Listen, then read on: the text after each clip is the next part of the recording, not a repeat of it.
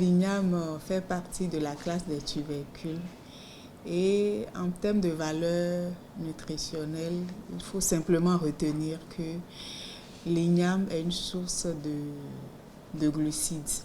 Donc, majoritairement, quand on prend 100 grammes d'igname, on a à peu près 50 grammes de glucides dedans. Donc, c'est une véritable source de glucides.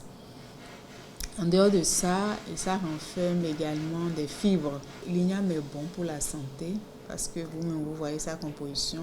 On a besoin du glucide quand même pour pouvoir démarrer notre journée puisque c'est de l'énergie, le cerveau en a besoin, le corps en a besoin pour son fonctionnement.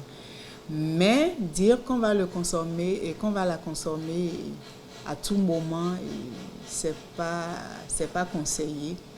Parce que tout ce qui est bien a toujours ses revers. L'igname n'est pas un aliment protecteur, c'est un aliment énergétique. Et donc, ça ne nous permet pas d'éviter des maladies. Au contraire, dès que nous y exposons trop, on a le risque de développer des maladies.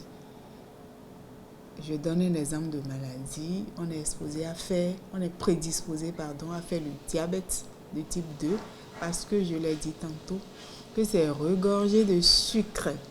Et donc tout ce qui est sucre, l'excès est nuisible pour la santé.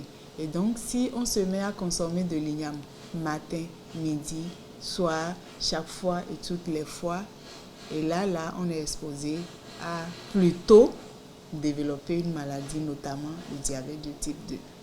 Ceux qui souffrent de diabète ne sont pas forcément gros. Et là, il faut qu'on le souligne tout de suite. Mais maintenant, l'igname peut faire grossir parce que c'est une source de glucides.